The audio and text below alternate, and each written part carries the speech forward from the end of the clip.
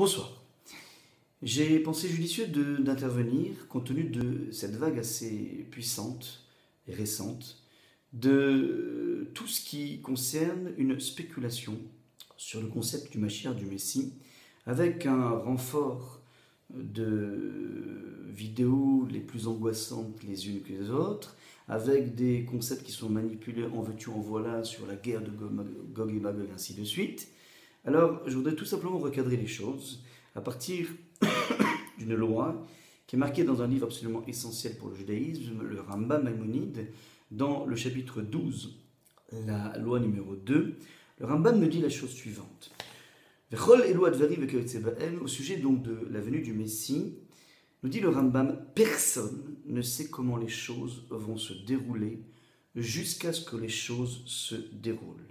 Les prophètes n'en ont pas été informés, même les sages ne reçurent aucune tradition à ce sujet, et c'est la raison pour laquelle un individu ne doit pas s'investir dans la spéculation par rapport à tous les sujets qui gravitent autour du Mashiach, car, nous dit le Rambam, et c'est là le point le plus important, car cette spéculation n'amène ni à la crainte de Dieu, ni à l'amour d'Hachem. C'est la raison pour laquelle c'est un sujet qui est truffé de divergences d'opinion, mais de toutes les façons, l'ordonnancement des événements et leur détail n'est pas primordial dans la religion, et surtout que jamais quelqu'un ne s'affaire à ces récits et qu'il ne s'étende pas, sur ces allégories. Sous-entendu, le Rambam nous dit la chose suivante, toute cette spéculation n'ajoute à un individu ni un amour de Dieu, ni une crainte de Dieu. Alors qu'elle n'ajoute aucun amour de Dieu, j'ose bien imaginer que lorsqu'on est en face d'une peur, d'un émoi, d'une angoisse, c'est pas effectivement la voie de l'amour de Dieu, c'est plutôt la voie de la crainte. Mais ce qui est extraordinaire dans le Rambam, c'est qu'il nous précise que ça n'engendre chez un individu absolument aucune espèce de crainte. C'est ce qu'on appelle un effet d'ambiance. La crainte de Dieu, c'est la faculté à comprendre que la vie est quelque chose de sérieux, que ma relation au divin est quelque chose qui doit se mettre en place, avancer de pas en pas. Et d'aucune façon, ce système, entre guillemets, d'amphétamine, qui est proposé avec des angoisses en veux-tu en voilà, ne construit un individu. La Torah demande à un individu d'avancer, de se construire, et non pas d'évoluer au gré des modes. C'est la raison pour laquelle je pense qu'il est absolument essentiel de revenir aux sources et de voir exactement ce qui se passe. Si le Rambam nous dit que personne ne peut savoir quand viendra le Mashiach, aucun grand maître d'aujourd'hui ne pourra stipuler, car Hachem était intéressé depuis l'origine des temps, depuis que Yaakov voulait dévoiler la venue du Mashiach, Hachem a volontairement camouflé sa date, camouflé le déroulement, et aucune génération ne peut échapper à cette volonté d'Akadosh Baruch Hu qui fait que lorsque le Mashiach viendra, ce sera forcément, comme le dit le Talmud, quelque chose qui est de l'ordre de la métier, ça veut dire quelque chose qui te surprend. On en parle tellement que s'il venait aujourd'hui, on ne serait pratiquement pas surpris. Fondamentalement, il y a un véritable travail à mettre en place et prendre conscience que d'aucune façon je dois me laisser emporter par toutes ces vagues sur le net qui fondamentalement n'amènent absolument aucune espèce de construction. Je me rappelle qu'il y a exactement 7 ans, on m'avait appelé dans un lycée pour intervenir à l'issue d'une vidéo qui avait circulé sur le net, encore une fois, à partir d'une personne qui avait eu une mort clinique et qui avait raconté exactement 7 ans tout ce qu'il avait pu voir.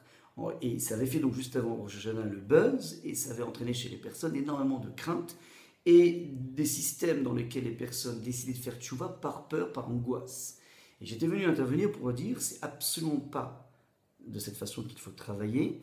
Et ce qui est intéressant, c'est que 7 ans après, on dirait qu'il y a encore une fois un cycle. Encore une fois, on diffuse un peu partout dans le monde ce type d'appel qui est fondamentalement quelque chose qui, je pense, non seulement n'ajoute rien, mais qui plus est, engendre essentiellement un monde de désillusion et d'une certaine façon discrédite à la fois Chas v'Shalom la Torah et en même temps ses représentants. C'est la raison pour laquelle il est absolument nécessaire de bien être clair par rapport à ça. Je me permets de vous ajouter, au niveau donc de toute cette spéculation elle dure depuis 2000 ans, systématiquement lorsque le peuple juif souffre, lorsqu'on voit difficilement la lumière au bout du tunnel, alors très souvent, tous ces mouvements messianiques germe de plus en plus. Et je me rappelle moi personnellement, à part il y a 7 ans, je me rappelle il y a 30 ans, on était au sommet de ce qui s'appelle la guerre froide entre le bloc de l'URSS et le bloc des Américains. C'était la grande guerre entre Reagan et Brejnev. On sentait bientôt arriver un troisième conflit mondial et j'avais entendu un rabbin très respectable qui nous avait dit que c'est assez incroyable, c'est concomitant avec la Haftara de Gog et Magog, et regardez comment c'est extraordinaire, on parle d'une guerre aussi, et Gog c'est 3 lettres, et Magog c'est 4 lettres. 3 lettres USA, 4 lettres URSS, et je me rappelle, toute la synagogue était en émoi incroyable, fantastique, et il n'y a pas eu Mashiach, il n'y a pas eu la guerre de Gog et Magog, et régulièrement, on a systématiquement des choses qui reviennent, et fondamentalement qui ne font que pousser un individu à une crainte qui n'est même pas une crainte de Dieu, une crainte tout simplement des événements, et je pense qu'il y a ici quelque chose de profondément non constructif.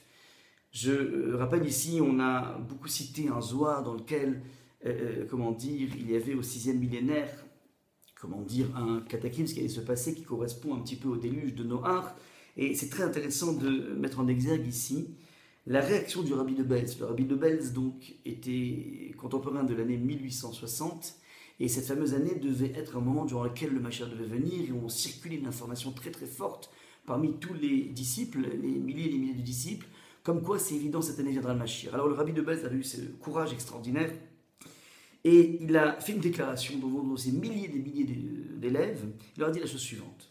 Je crois en 1859, donc juste avant 1960, qui était la date présumée de la venue du Messie, il a dit la chose suivante. Je crois d'une foi parfaite en la venue du Messie.